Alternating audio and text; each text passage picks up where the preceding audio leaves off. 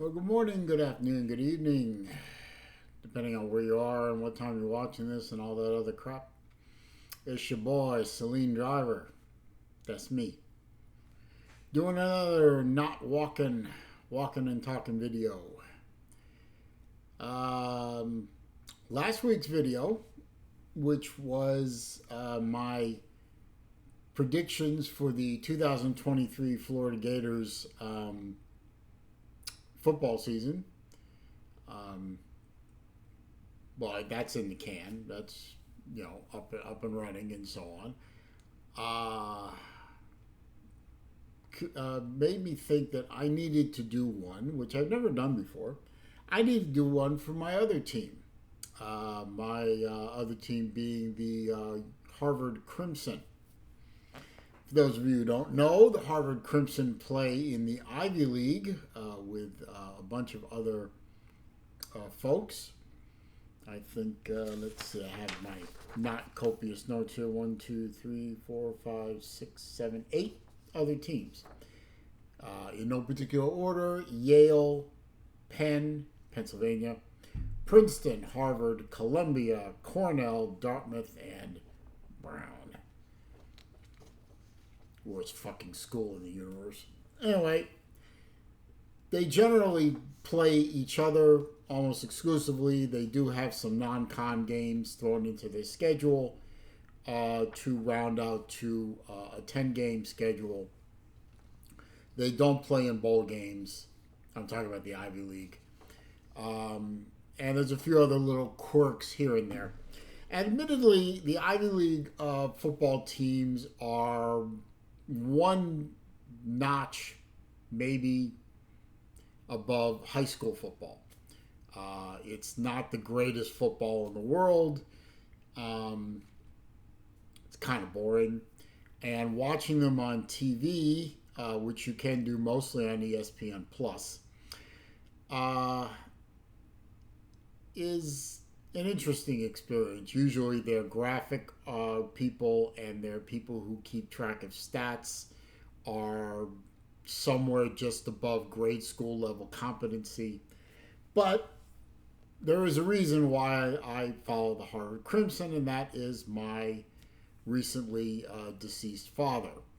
He is a graduate of Harvard, and I did enjoy watching the occasional Harvard football games with him.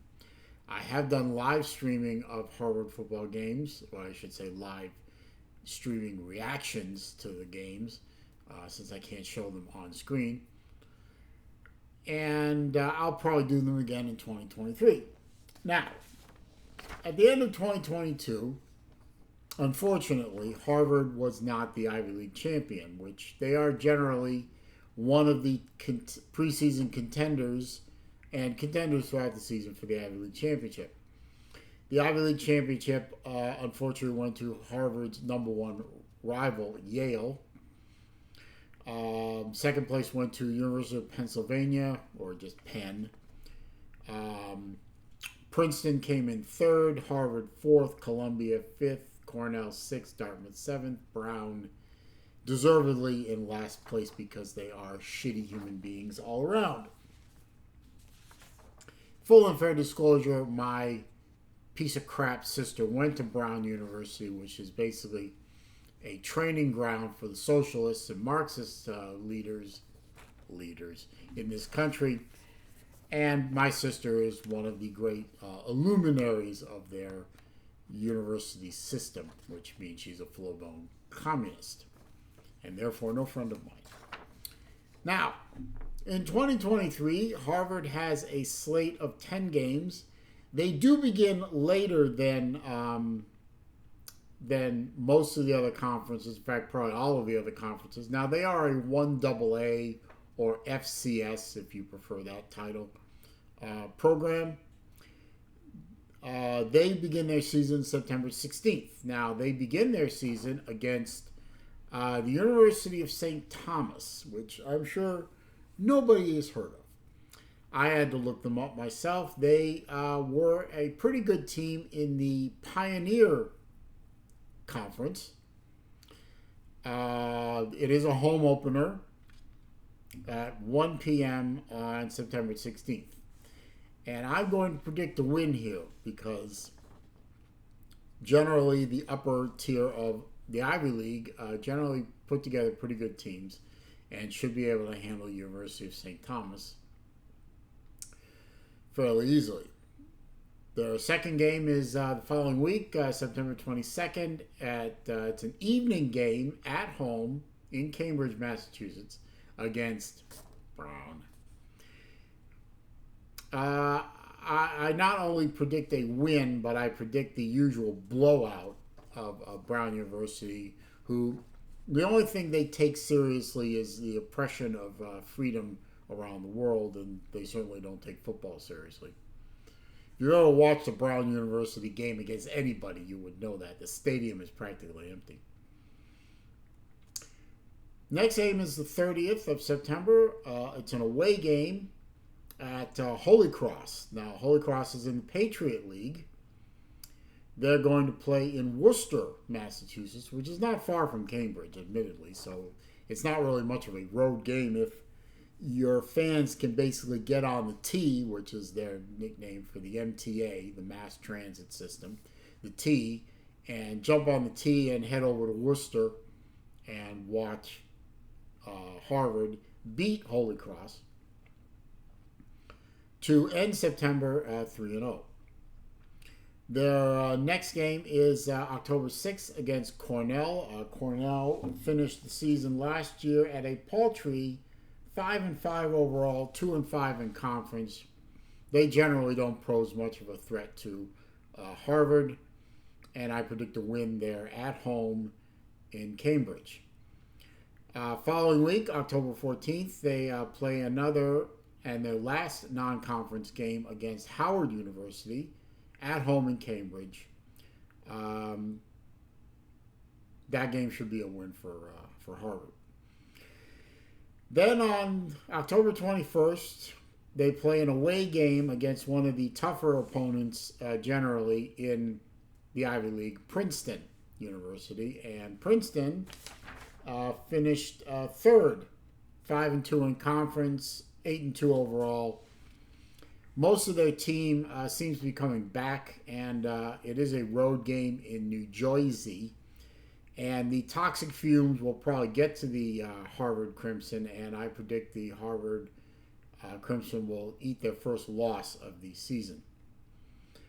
Next week, the 28th of October, is return to Cambridge to face the Dartmouth Green something or other. Dartmouth finished 2-5 in conference, 3-7 overall last year. This should be it was a tough game for Harvard though. Dartmouth played them pretty tough last year, but I'm predicting Harvard will eke out a win at home. So they should end the month of October. Let's see, 1, 2, 3, 4, 5, 6, 6-1. Coming out of October, going into November for the final stretch. November 4th, an away game in New York against Columbia. If there's a team that takes football less seriously in this universe than Brown University, it's probably Columbia. That should be an easy win for the Harvard Crimson. Returning home November 11th for the defending the second place Ivy League in 2022, University of Pennsylvania. In Cambridge, I'm predicting a win on this one. UPenn may not be as tough as people think they will be, and I think UPenn will catch an L in Cambridge. And then finally, the next weekend is the game. Now, other places, other pretenders call their game the game. No, my friends. The original the game, the quintessential the game of all time in college football is Harvard-Yale. It is one of the longest running rivalries in college football. the game. Now, this game is played this year in New Haven. And I think Harvard has some revenge on their mind, considering Yale came into Harvard Stadium and beat Harvard last year. I'm thinking the boys in Crimson will have revenge on their mind. Unfortunately, Yale is returning most of their team from the championship winning team in 2022, and I think it will be a close game. I think it will be an exciting game as far as Ivy League goes. Unfortunately, I think it's probably going to be a little too much for Harvard, and they're going to catch an L. They're second of the year, and Harvard should finish the year 8-2. Now, admittedly, there's not a lot of information about various teams of the Ivy League. This is not a hotbed of football focus about who's recruiting who. Certainly not that. And who's returning and who left and what team lost what and what team gained what. Not a lot of that out there. I've tried to cobble together as much as I can. It ain't a lot. This is just what I think will happen based on what happened last year, who's returning for Harvard, and who's what I could find who's returning for the other teams. I think 8-2. It's possible that Harvard could beat Yale and go 9-1, but I'm thinking 8-2 is probably where Harvard will land for 2023. So, for the 2 or 3 people that watched this video, I thank you for watching.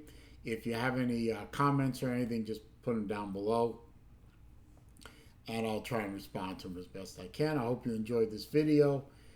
Episode 76 of Not Walkin', Walkin' and Talkin' with your boy, Celine Driver. That's me. Thanks for watching.